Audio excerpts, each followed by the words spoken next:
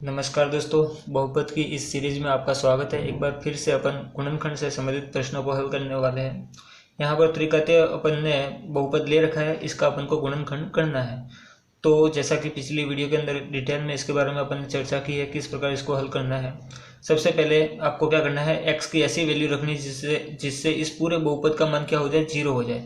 x की ऐसी value रखनी है जिससे बहुपद का मान जीरो हो जाए। तो उसके लिए अपन क्या करेंगे, इस 20 के गुणनखंड करके देखेंगे कि x की कौन सी वैल्यू रखने पर इस पूरे बहुपद का मान जीरो होगा। तो अपन 20 के गुणनखंड करके ज्ञात करते हैं कौन कौन सी अपने पास संख्या आएगी। जैसे कि यहाँ पर 2 का भाग दे देंगे, 10 आ जाएगा, वापस 2 का भाग दे देंगे, 5 आ जाएगा, वापस 5 का देंगे तो आपके पास 1 आ जाएगा। तो यहाँ पर अपन को गुणनखंड के रूप में 1 मिल रहा है, 2 मिल रहा है और 5 मिल रहा है। तो अपन बारी बारी से इन सभी संख्याओं को जो है इस बहुपद के अंदर रखकर देखेंगे कि किस वैल्यू पर आपके बहुपद का मान जो है जीरो हो रहा है। तो अपन पहले सबसे छोटी संख्या को सबसे पहले रखना है। जैसे कि 1 है तो इसको सबसे पहले रखकर देखेंगे। तो एक बार तो 1 को आपको प्लस का 1 रखना है और एक बार आपको माइनस का 1 रखना है। तो प्लस का 1 रखकर अगर अपन देखेंगे तो सारी संख्या यहाँ पर प्लस की है, इसलिए आपको जीरो नहीं मिलने वाला। तो अपन माइनस का 1 रखकर देखते हैं। तो बहुपद में अपन x का मान माइनस का 1 रखकर देखते हैं क्या आता है। तो बहुपद में -1 अपन रख रहे हैं तो क्या हो जाएगा, x की जगह पे -1 रखेंगे तो क्या हो जाएगा, -1 का क्यूब हो जाएगा प्लस 13, यहाँ पर x की जगह पे -1 रखना है, स्क्वायर हो जाएगा प्लस 32, पीछे वापस x आ रहा है, x की जगह पे -1 रखना है, प्लस आपके पास कितना आ जाएगा 20। इन सबको अपन हल करेंगे तो यहाँ पर -1 का क्यूब क्या आना है, तो -1 ही आना है। सबसे पहले घातों को हल कर रहे हैं तो -1 ही आना है, प्लस 13, -1 का स्क्वायर है तो प्लस का 1 आ जाएगा। फिर आपके पास कितने हैं, प्लस 32, -1 है तो -1 ही रहने देते हैं, प्लस का 20। अब अपन क्या करते हैं, सबको ब्रैकेट से बाहर निकालते हैं। तो यहाँ पर -1 को ब्रैकेट से बाहर निकालेंगे, -1 ही रहना है। प्लस के यहाँ पर 13 है, 13 का 1 से गुणा करेंगे तो प्लस के 13 ही आएगा। फिर प्लस के 32 से इसका -1 से गुणा होगा तो माइनस प्लस तो हो जाएगा माइनस, और 32 का 1 से गुणा 32 प्लस 20। यहाँ पर प्लस के 20 आ रहा है और प्लस के 13 आ रहा है, दोनों को जोड़ देंगे तो आपके पास प्लस के 33 आएंगे। माइनस का 1 और माइनस के 32 दोनों को जोड़ देंगे तो माइनस के 33 हो जाएंगे, दोनों ही आपके पास कट जाएंगे और आपके पास आ जाएगा जीरो। तो बहुपद का मान x बराबर -1 रखने पर पूरा हो रहा है, पूरा जीरो आ रहा है। तो ये जो वैल्यू है x -1 ये आपको लेनी है। x -1 जो आपका आ रहा है ये इस बहुपद का एक गुणनखंड हो जाएगा। तो अपन इसको कुछ इस प्रकार लिख सकते हैं कि x बराबर जो -1 है, इस -1 को मैं इस पक्ष से इस पक्ष में लाऊंगा तो आपका हो जाएगा माइनस का 1 क्या हो जाएगा, प्लस का 1 बराबर आपके पास इधर आ जाएगा जीरो। तो ये x + 1 जो है इस बहुपद के लिए एक गुणनखंड हो जाएगा। तो अपन इसको लिख देते हैं, x + 1 रखने पर आपका जो x का मान -1 रखने पर पूरे बहुपद का मान जीरो हो रहा था, इसलिए जो आपका x + 1 है ये बहुपद का एक गुणनखंड होगा। तो अब x + 1 इस बहुपद का एक गुणनखंड हो गया। तो अपने पास पहला गुणनखंड तो मिल गया है। अब दूसरे गुणनखंड और निकालने हैं तो अपन क्या करेंगे, इस x + 1 का जो त्रिघातीय बहुपद दे रखा है इसके अंदर अपन क्या कर देंगे, भाग दे देंगे। तो चलिए इसको करते हैं, भाग देकर निकालते हैं अगले गुणनखंड को। तो अपन क्या करेंगे, इस x + 1 का इस बहुपद के अंदर भाग दे रहे हैं। तो सबसे पहले यहाँ पर अपन देख रहे हैं x³ आ रहा है। तो इस x को मैं किस से गुणा करूँ कि यहाँ पर आपके पास x³ आ जाए। तो इस x को अपन समझने के लिए यहाँ पर मैंने इसको पहले से अपने लिख दिया है।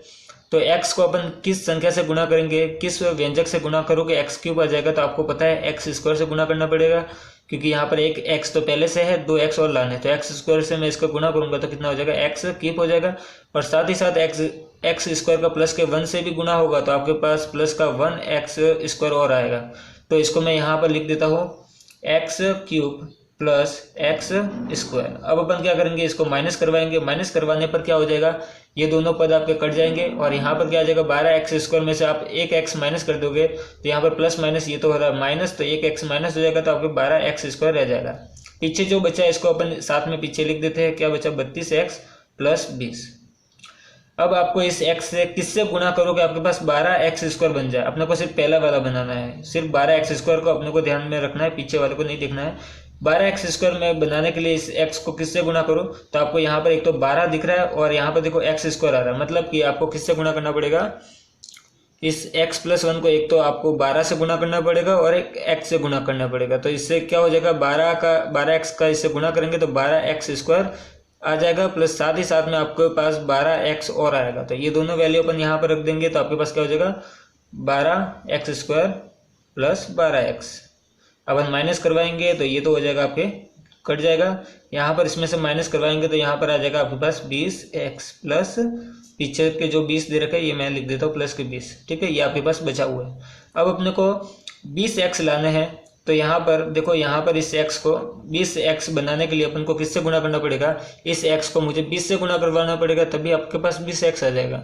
तो अपन क्या करेंगे, अब की बार 20x बनाने के लिए अपन इस x को 20 से गुणा कर देंगे, तो इससे क्या हो जाएगा 20x आ जाएगा, और साथ ही साथ 20 का 1 से भी गुणा होगा तो प्लस के 20 और आ जाएगा। तो इस प्रकार आपके पास जो आ रहा है वो यहाँ पर लिख देंगे 20x प्लस 20 आ रहा है, माइनस करवा देंगे तो ये सारा जीरो हो जाएगा, सब कट जाएगा आपके पास, तो शेषफल में जीरो बचेगा। अब यहाँ पर आपको भागफल में क्या लिखना है, तो भागफल में आपने किस किस संख्या से गुणा करवाया था उसको लिखना है। सबसे पहले अपन ने x स्क्वायर से गुणा करवाया, इसलिए भागफल में x स्क्वायर आएगा।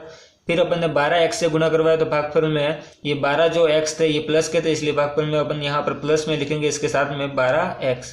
फिर अपन ने जो है 20 से गुणा करवाया तो अपन इसके साथ में लिखेंगे प्लस के 20। तो इस प्रकार इस बहुपद के अंदर अपन ने x प्लस 1 का भाग दे दिया, तो अपने पास ये जो है ये भागफल में मिला है, ये अपने पास एक गुणनखंड हो जाएगा। तो आपके पास दो गुणनखंड हो गए, एक तो ये और एक ये, इसको अपन लिख लेते हैं। तो आपके पास जो गुणनखंड मिले थे इसको मैंने यहाँ पर लिख दिया, एक तो अपन ने x प्लस 1 का भाग दिया था और भागफल में आपके जो आ रहा था ये, तो ये दोनों ही आपके जो है गुणनखंड हो जाएंगे। लेकिन अपने ये जो अपने बहुपद मिल रहा है ये एक प्रकार से द्विघातीय बहुपद है, तो द्विघातीय बहुपद का अपन वापस गुणनखंड कर सकते हैं, इसलिए अपन इसका वापस गुणनखंड करेंगे। तो x square plus 12x plus 20 जो आ रहा है ये एक द्विघातीय बहुपद होने के कारण अपन इसका वापस गुणनखंड कर सकते हैं। तो इसका वापस गुणनखंड करेंगे तो क्या आ जाएगा, इस द्विघातीय बहुपद का अपन गुणनखंड करेंगे तो यहाँ पर देखो x स्क्वायर का गुणा में कुछ नहीं है तो 1 होगा। अपन कैसे करते हैं द्विघातीय बहुपद का गुणनखंड, सबसे पहली जो संख्या आ रही है ये और लास्ट में जो आती है ये, इन दोनों का पहले आपको गुणा करवाना है। तो 1 और 20 दोनों का गुणा करवाने पर आपके पास 20 आ गया। अब बीच वाले के ऐसे दो टुकड़े करने हैं कि जोड़ने या घटाने पर आपके पास वापस 12x आए और उन दोनों का अपन गुणा कराए तो अपने पास कितना आना चाहिए, 20 आना चाहिए। तो अपन क्या करते हैं, पहले से ये मानकर चलते हैं, ये संख्या लेकर चलते हैं कि किन किन संख्याओं का गुणा 20 होगा। जैसे कि 1 और 20 का गुणा करवाने पर आपके पास 20 आता है। फिर अपन 2 और 10 का गुणा करवा दे तो आपके पास 20 आता है। फिर अपन 5 और 4 का गुणा करवा दे या 4 और 5 का गुणा करवा दे तो भी 20 आता है। तो ये वो सारी संख्या है जिनका गुणा करवाने पर तो आपके पास 20 आ रहा है। तो अपन इनमें से वो संख्या लेंगे जिनको जोड़ने पर 12 आ जाए और गुणा तो 20 है ही है। तो अपन इन दोनों को जोड़ेंगे तो 12 नहीं होने वाला, 9 ही होगा। इन दोनों को जोड़ रहे तो अपने पास क्या हो रहा है, 12 आ रहा है। तो आपके पास 2 और प्लस 10 इन दोनों को जोड़ने पर 12 आ रहा है और इन दोनों का गुणा करवा रहे तो आपके पास 20 भी आ रहा है। तो आपके 12x के जो टुकड़े होंगे वो कौन से होंगे, 2 प्लस 10 हो जाएंगे, ठीक है। तो ये यहाँ पर अपन लिख देंगे 1x स्क्वायर प्लस 2 के पीछे अपन क्या लिख देंगे x प्लस 10 है, 10 के पीछे भी x लिख देंगे प्लस 20, ठीक है। तो 12x के मैंने 2 टुकड़े लिख दिए हैं और साथ में आपके 20 रहेगा। फिर यहाँ पर इन दोनों का अपन जोड़े बनाएंगे, दो दो के जोड़े बनाने के बाद आपको क्या करना है, दोनों में से कॉमन लेना है। तो इन दोनों में से कॉमन संख्या में से तो कुछ आने वाला नहीं है, मतलब एक कॉमन ले सकते हैं। एक के पाड़े में एक भी आएगा, 2 भी आएगा, और साथ ही साथ यहाँ पर आपके दोनों के अंदर x आ रहा है तो एक आप x भी कॉमन ले सकते हो। तो 1x का जब अपन इसके अंदर भाग देंगे 1x स्क्वायर के अंदर तो आपके पास सिर्फ x बचेगा, और 1x का अपन 2x के अंदर भाग देंगे तो आपके पास सिर्फ 2 बचेंगे, ठीक है। फिर अपन वापस पीछे वाले में से कॉमन लेंगे तो इस दोनों में से एक तो प्लस कॉमन आ रहा है और दोनों में से आपके देखो 10 के पाड़े में भी आते हैं और 20 10 के पाड़े में भी आते हैं। तो दोनों ही संख्या 10 के पाड़े में आती है, इसलिए अपन 10 कॉमन ले लेंगे। और यहाँ पर x आ रहा है और यहाँ पर x नहीं आ रहा, तो अपन x को कॉमन नहीं ले सकते। तो अपन ने 10 के रूप में कॉमन ले लिया, जिसको कॉमन लिया उसका भाग भी देना है। तो 10 का अपन ने कॉमन ले लिया तो 10x के अंदर जब मैं 10 का भाग दूंगा तो अपने पास सिर्फ x बचेगा। फिर 10 का मैं इस 20 के अंदर भाग दूंगा तो अपने पास 2 बचेगा। तो इस प्रकार ये आपके हो जाएंगे गुणनखंड। अब अपन क्या करेंगे, जो बाहर है संख्या इसको तो लिखना है ब्रैकेट में, तो 1x प्लस 10 इसको तो मैं ब्रैकेट में लिख दूंगा, और x प्लस 2 ये 2 बार है, इसको अपन सिर्फ एक बार लिखना है, तो x प्लस 2 एक बार अपन इसको लिख देंगे। तो इस प्रकार द्विघातीय बहुपद के गुणनखंड ये हो गए। तो आपके पास 3 गुणनखंड मिल चुके हैं, एक तो ये दोनों और एक पहले से आपके पास x प्लस 1 का जो था वो। तो आपके पास बहुपद के गुणनखंड क्या हो जाएंगे, तो इस प्रकार आपके पास बहुपद के ये 3 गुणनखंड मिल जाएंगे। यहाँ पर अपने पास x प्लस 1 पहले से ही था, फिर अपन ने इस द्विघातीय बहुपद का गुणनखंड कर लिया तो अपने पास 2 गुणनखंड और मिल गए। तो इस प्रकार अपने पास जो है 3 गुणनखंड, एक तो ये हो गया, एक ये हो गया और एक ये हो गया। तो इस प्रकार त्रिघातीय बहुपद के 3 गुणनखंड आपको मिल चुके हैं। क्योंकि त्रिघातीय बहुपद था इसलिए अपन को 3 गुणनखंड मिले हैं।